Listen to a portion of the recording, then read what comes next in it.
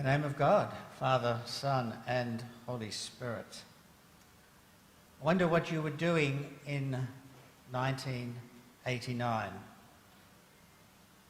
As I wrote those words last night, my own mind went back to Adelaide, St Barnabas College, and I don't remember what I was doing on the 1st of September that year. But on the 1st of September that year, Ecumenical Patriarch Demetrius I, from the Orthodox Church family, proclaimed September 1 as a day of special prayers for creation by members of the Orthodox family of churches throughout the world. It was the beginning of the global celebration of the season of creation. In the 32 years which have passed since that proclamation by the Patriarch, the idea has spread and has developed further. The World Council of Churches embraced the idea, but extended the season of creation right through until the feast of St Francis of Assisi on the 4th of October, as we indeed will be doing here this year. In his 2015 encyclical, Laudato Si, Praise be to you, my Lord, Pope Francis invoked the words of the Canticle of the Sun, composed by Francis of Assisi. Praise be to you, my Lord, through our sister, Mother Earth, who sustains and governs us, and who produces various fruit with coloured flowers and herbs. The whole encyclical is well worth a careful read. And I was tempted to read it this morning until I realised it was 40,000 words long. Way too lengthy, way too complex to read during a church service. But I draw your attention to the link which you'll find in the web version of the sermon notes, and I encourage you to reflect on the wisdom of Francis, both the saint and the Pope. Our first reading this morning was, of course, the opening words of the Bible, first portion of Genesis chapter 1.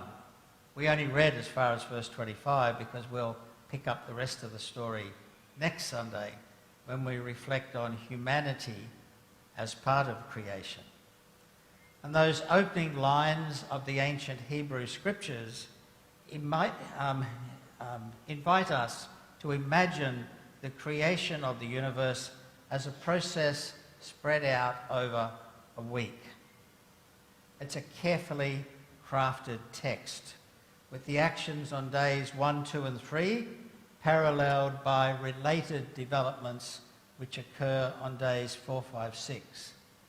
And as is well known, on the seventh day, Shabbat, there is no more creating to be done, and God rests.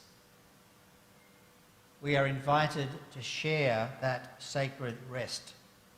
And indeed, that may actually be the ultimate point of the opening chapter of the Bible, an invitation to share in the blessing of divine rest.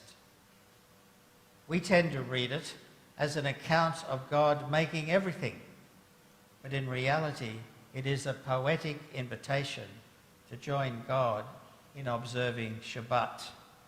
The point of creation is not activity, staying busy, but resting mindfully. Along the way, as we go through that text, we see the harmony of creation and its intrinsic goodness. At the end of each of the 6 days of creative activity, with the exception of day 2, when God simply creates the sky, we read, "And God saw that it was good." Tov, good. We miss the point of this classic spiritual text if we mistake it for a description of how the world was made.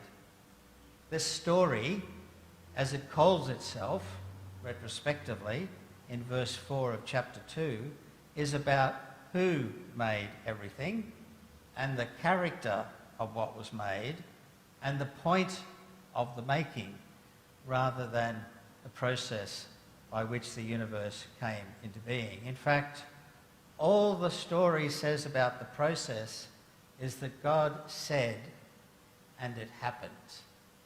How is never even hinted at in that beautiful poem.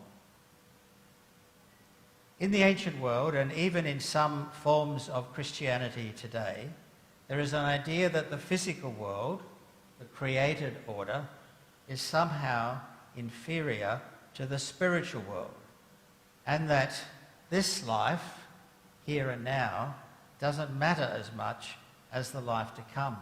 Indeed, that the whole point of this life is to get ready for what comes next. Our biblical texts today make it clear that such ideas are mistaken. Rather than being a distraction from God's core business, the universe is a sacrament of divine presence, power, and truth. The universe exists because God wished it to be so. It derives from God's inner love-seeking self-expression. To love nature and to care for creation is to worship God. Indeed, for Christians, God not only created the world, but becomes part of the world in the person of Jesus. And as the quite recent theologian, she died just a year or two back, Sally McFay, has reminded us, we can, and Sally would say we must, think of the world as God's body. The way that we encounter God embodied for us. As Christians, we're not really into abstract ideas and disembodied spirits.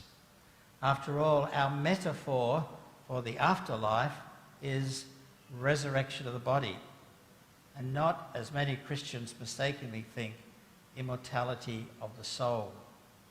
Immortality of the soul is not an idea found within the Bible. It comes to us from Greek philosophy. So let's conclude this brief reflection for the first Sunday in creation time with the soaring theology of John chapter 1. The hymn of the Logos is clearly a riff on the creation poem of Genesis. In the beginning, writes John, in the beginning wrote Genesis. In the beginning was the Word, and the Word was with God. The Word was God. He was in the beginning with God. What came into being in him was life, and the life was the light of all people. The light shines in the darkness.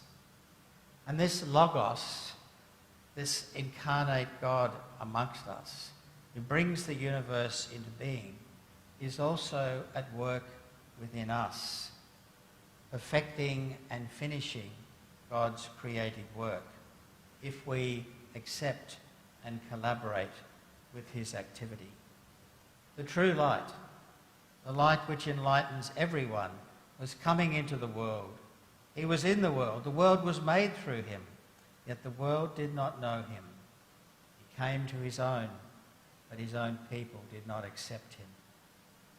And note especially the stunning final stanza of the Logos hymn. The Word became flesh and lived among us. The Greek word is the word for pitched a tent. And we have seen his glory, the glory as of a Father's only Son, full of grace and truth. The Word, the Logos, became flesh, became matter, and pitched his tent with us. Emmanuel, as we will say at Christmas. There is no essential divide between matter and the Spirit.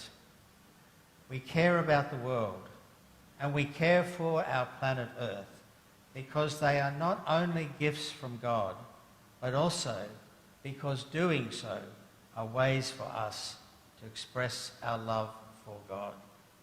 I'm going to finish by reading the Canticle of the Son by St. Francis.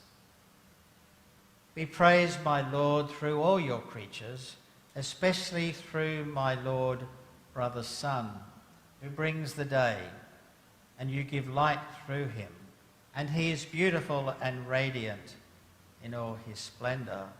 Of you, Most High, he bears the likeness. Praise be you, my Lord, through Sister Moon and the stars. In heaven you form them clear and precious and beautiful.